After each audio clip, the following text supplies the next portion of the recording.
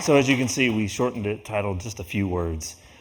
So you get a double dose of ORETTC this afternoon. First of all, we thank you for the opportunity to come and speak. My name is Ashley Stowe. I'm the director of the Oak Ridge Enhanced Technology and Training Center. This is Arnwine, who's the technology lead for the project that we're going to be talking to you about today. So Mary and John in the last talk discussed what ORETTC is, why we exist, and what we're trying to do. Our vision is to be the preeminent training facility for radiation response, nuclear processing, and using emerging technology to achieve that. And so as we think about these high consequence, low occurrence types of scenarios, in the last talk you heard about radiation response. We want to switch gears a little bit and talk about nuclear processing. So nuclear processing is basically normal manufacturing with really unique materials. So for us, we think a lot about uranium, plutonium, even lithium, materials that sound pretty nasty. Well, they are, but we need them for a lot of good uses. And so that's why we have a manufacturing facility. So we're a training organization within a manufacturing facility for the U.S. government.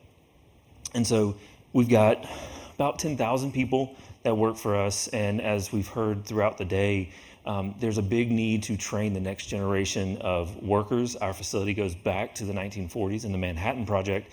And so many of our workers are in their 50s, 60s, 70s, even 80s at this point. And as they retire, they're taking a lot of knowledge with them. And you've got 22, 23, 24-year-olds replacing them with excellent degrees, a lot of energy, and absolutely no idea what they're doing.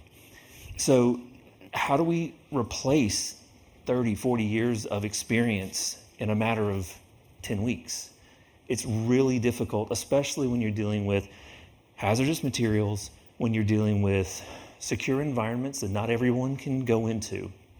And so we've turned to these immersive technologies to try to recreate these unique environments, unique training conditions, so that when they go out to the floor to do the actual work for the first time, they have some idea of what they're doing. Right now, our method for doing that is 10 weeks of death by PowerPoint or looking over someone's shoulder. No one enjoys that. And so we're trying to change that up a little bit. Next slide. So in our facility, as a manufacturing organization, we're full of engineers who love to create CAD drawings. If you have all of this, you have what you need to build digital twins and leverage the inherent data that we already have as an engineering company to do new things with it. And a couple of talks ago, you heard that with LiDAR scans. So we take LiDAR scans, CAD drawings, photogrammetry, all of this information that we inherently have, and we can repackage it within the game engine to create digital twins. As the XR community built, initially it was bespoke solutions. It was unique, custom-built environments to do a very specific thing. As the digital twin universe has grown, we can now leverage that to scale the training that we're trying to do. So if we think about a glove box trainer, which is what we're going to be talking through most of this talk about, a glove box is a unique environment that has basically a physical barrier protecting the human from the material, and it has gloves that you put your hands in and you do work. It really doesn't matter what that glove box looks like. They're all kind of built the same. But knowing exactly what that glove box is, how it's built, whether it's got 2 glove ports or 4 or 37, whether it's 1 story, 2 story, it's an L shape, 2-person, knowing all of that stuff, which is all buried in the engineering content, allows us to go from a generic training to a very specific training that's transferable to the floor, to the manufacturing floor.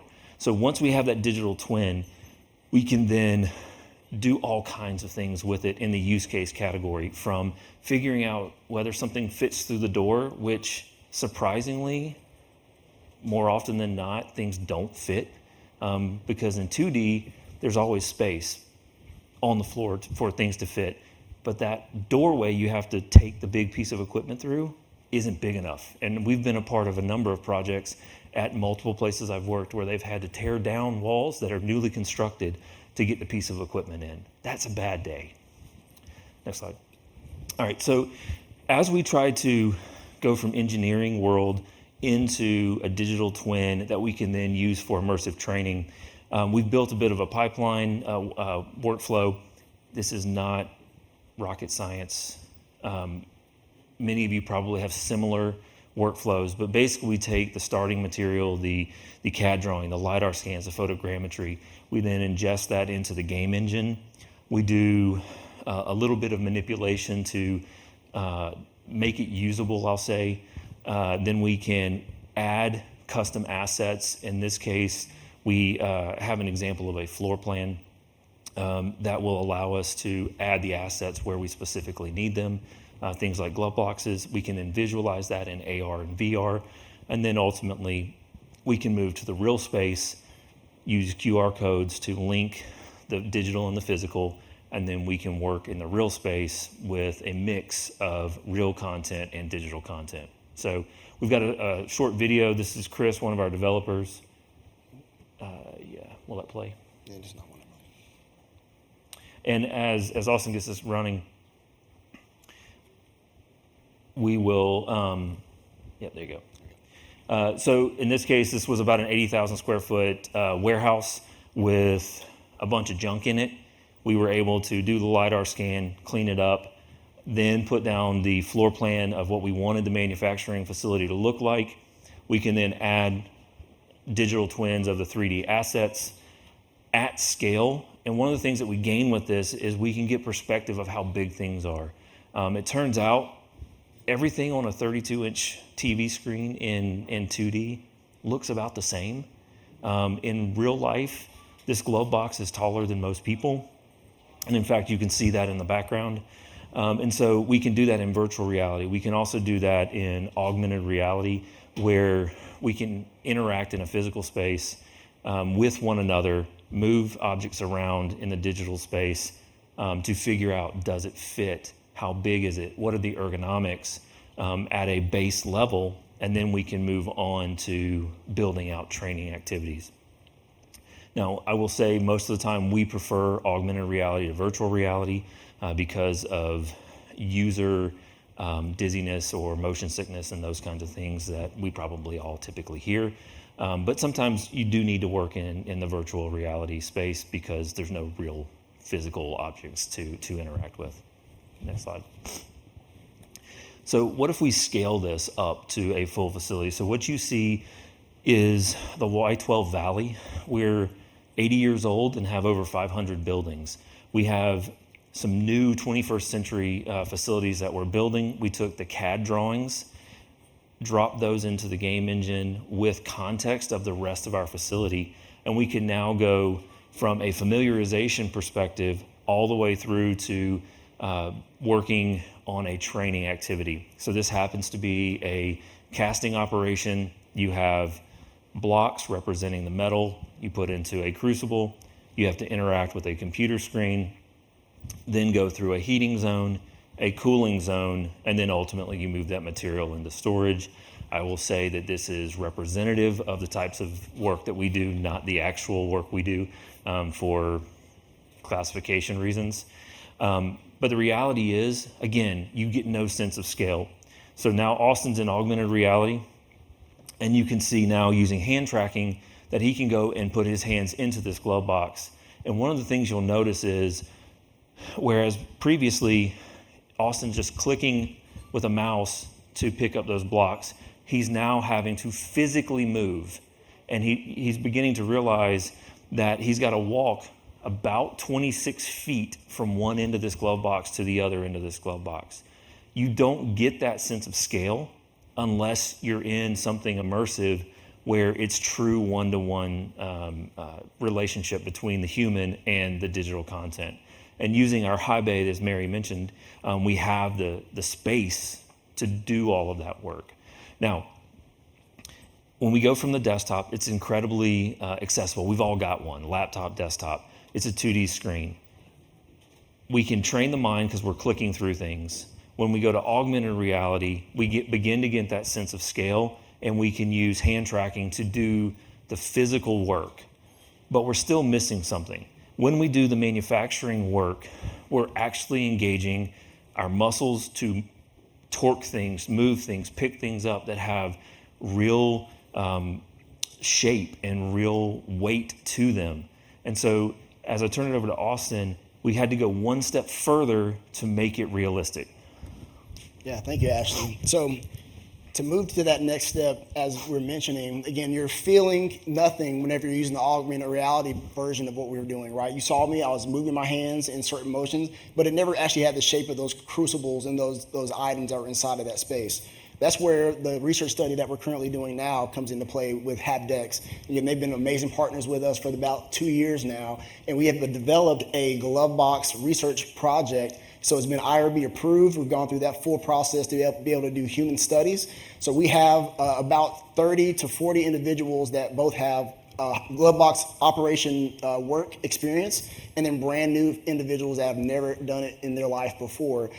So with that, you'll see we have a digital twin of the physical glove box that we have in this room. So this is inside of our lab. With that, again, you see that we have the physical glove box. The activity that we're doing is actually a canister activity. So there's a wrench, and then there is a canister with vials inside of it.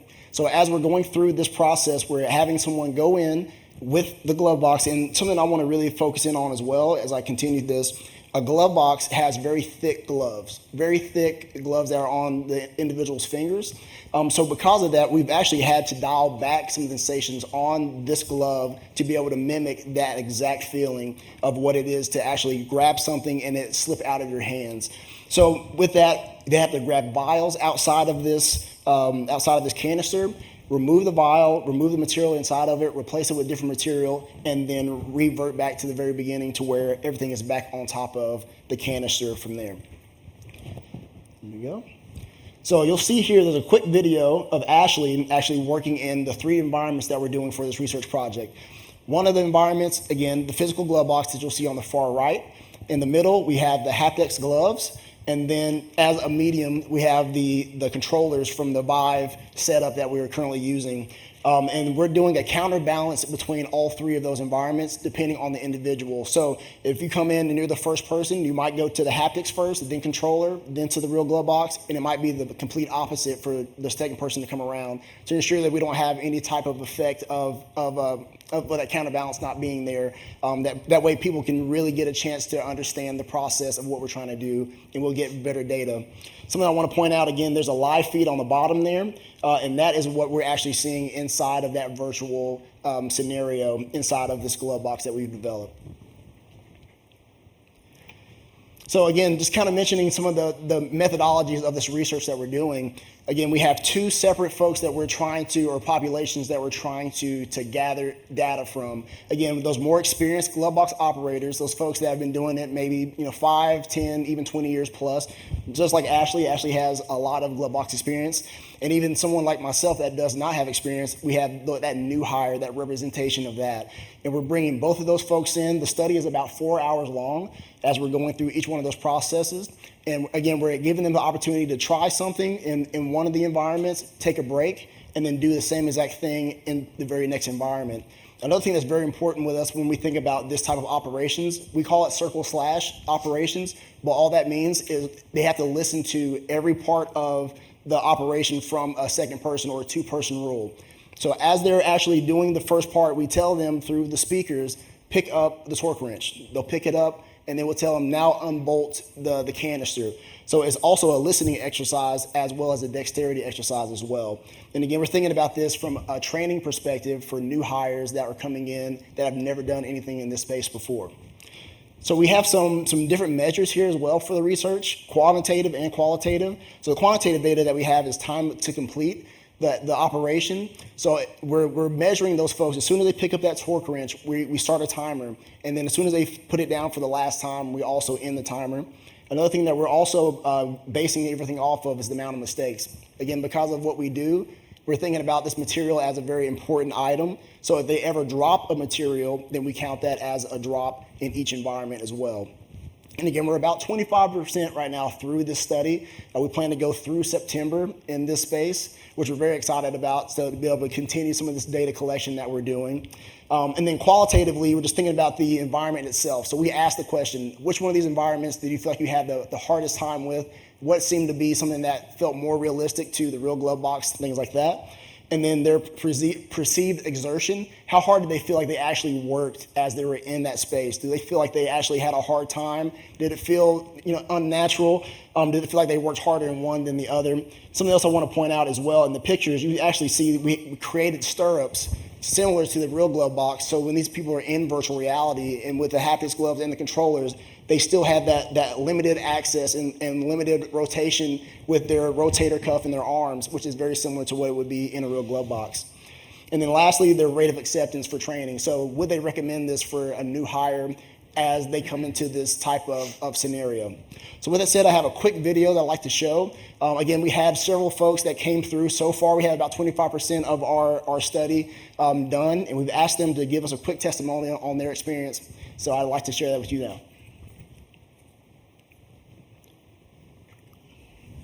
I've been a chemical operator in the private industry for 20 years. Once I got into the training program as a new hire, you spend 3 or 4 months doing a lot of PowerPoint, which you can only retain so much, but to work in some actual virtual hands-on classes, I think would be extremely helpful to new hires. To be able to practice working in glove boxes, having to exert your muscles, get used to being somewhat restricted hand movements, and for it to be in a totally safe atmosphere, I think is pretty amazing. I was hired in as part of a large group and watching over someone's shoulder. A lot of times those are loud environments. A lot of times they're not well lit. There's glares on the glove boxes. But in this, you could, one by one, each person could get an opportunity to do exactly what the next person did. Starting with the haptic, it got easier as I got to the real glove box. And I already had the process in my mind. By the time I got to the actual glove box, I knew what to do. I like the fact that you can manipulate each finger. I like that you have feedback. You can feel resistance. You can feel when you touch something, you feel something. It's the first time I've ever touched VR before in my life. I think it's a good step forward. I've never dealt with any of this stuff before. I think it's amazing. So with that, we have some quotes. As we also have interviews, we also sat down with these individuals and just asked them to, hey, what's your feedback? And here we have just a little bit of feedback of, hey, this works with the haptic gloves for this type of training. And as you heard, the young lady that was in the video, she's actually an instructional designer. And again, we want to ensure that we have a little bit of both population of glove box operator and the folks that are not. And the fact that she was saying that pretty much I have an increased confidence in this because I did it in haptics first, which is, again, what we're hoping for. And then I went to the real glove box and I was able to understand what I needed to do. And something else that she also mentioned that we didn't have time for in this video was, again, with those bolts I was mentioning. She had a hard time whenever she was doing it inside of haptics initially, but then when she went to the real glove box, she was like, oh, that's exactly how it is in the real glove box as well, because you're not going to have that exact dexterity. Again, something that we did on our end was to bring down the amount of haptic feedback on purpose. But the overall goal for us was to make sure that it was as one-to-one as possible in that scenario. And then lastly, again, to kind of go off of that is that realistic repetition that is so important for those individuals. Right now, our training pipeline, when people are hired in, it could be 6 months to a year potentially before they actually get the opportunity to sit down and actually do operations. So in that time frame, how important could something like this be for us? And that's really the hope of our study as we continue down that path. So with that, I'm going to pass it over to Ashley for our partners. Yeah, so as we move on to sort of where do we think we're going next, we had one of our training groups come through. After about 9 weeks of sitting in a classroom, they came in and did a demo version of this. And one of the ladies in that group of 10 or so said, wait, is this what I'm going to be doing? Is this what I was hired for? And the instructor of the larger onboarding group said, well, yeah, of course. Did you not know that? And she goes, no, I hate this. Yeah. Think about how much money you could save just in that 9 weeks, helping people understand what they actually signed up for. So again, everything that we're trying to do is to provide a realistic environment for our new hires to train into initially. As we build beyond that and we show the value of using the haptics glove with a virtual reality or an augmented reality environment to do this kind of training, we can move beyond just procedural training or familiarization training to abnormal condition training. So as Austin mentioned, we are measuring exertion. What we're finding is that the amount of fatigue and physical exertion that people experience in the haptic training environment is very close to what they experience in the physical glove box. So we're able to mimic real life in terms of how they're physically interacting, the soreness in the shoulders. And it's fun to watch the people in this simulation because they're working at a distance, even though there's nothing in front of them. And they're still reaching around and contorting their body because they're immersed into this perception that there are physical barriers limiting and causing them to distort their normal motion. So that's where that realism really comes in. So where are we going beyond this? Our crews are about 10 people at a time. Our teams are about 10 people at a time. We want to be able to go to haptic gloves with an AR or a VR simulation, bringing an entire team into a workday together. They have to not only do the procedure-driven physical activities in a virtual environment, but they have to do all of that communication that Mary and John talked about as they build team dynamics. In our environments, it can be somewhat chaotic. There's a lot going on. There's a lot of noise. In many ways, it can be repetitive and mundane, except for we cannot make mistakes. Verbatim compliance is one of the things that we live by.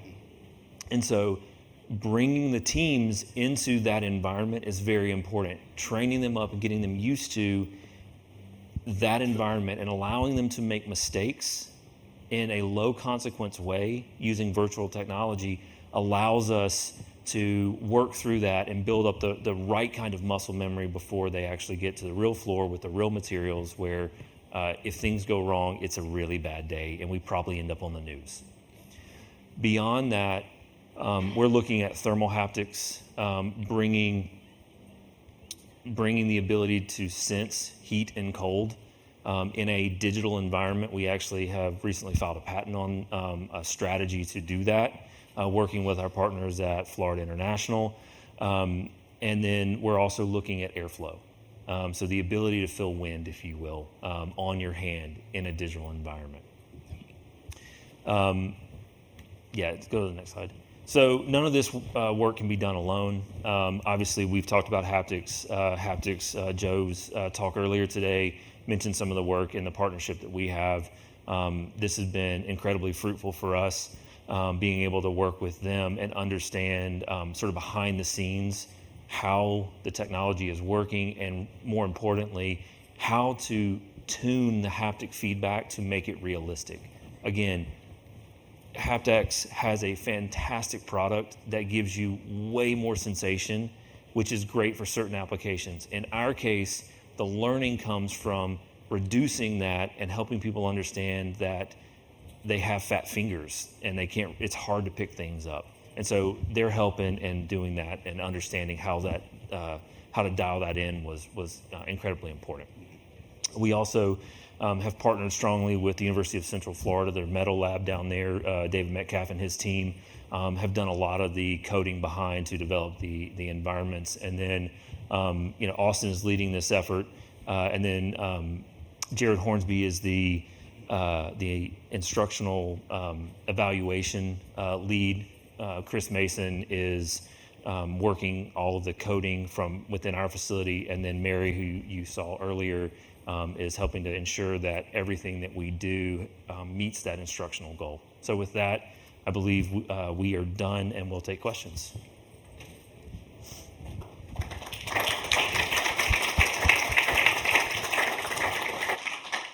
Hi, I was wondering, you mentioned measuring fatigue and people getting tired and putting themselves in positions. Are you considering implementing any kind of like biometrics, understand heart rate or eye dilation? I don't know. So you mentioned that. So initially, we actually had that inside of our initial study. But as we were going through the IRB process, the amount of rigorous need for that was going to be larger than the team that we currently have. So we were actually looking at having a literal heart rate on someone and measuring that as they went through the process, through each environment. But we only had myself and then again Jared Hornsby, which is our evaluation lead.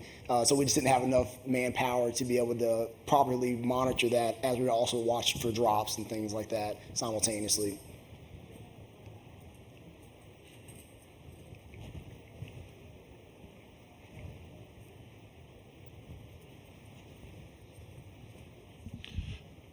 The use of the haptic gloves and the Vive.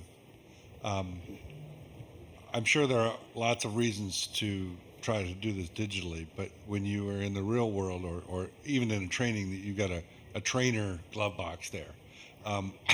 The cost of a trainer glove box has got to be 1/100th of the setup of these other things. Is cost an issue? Or? Actually, it's the opposite. Okay. So yes, you can have a plywood trainer. For it to be realistic, you want it to look like the real piece of equipment.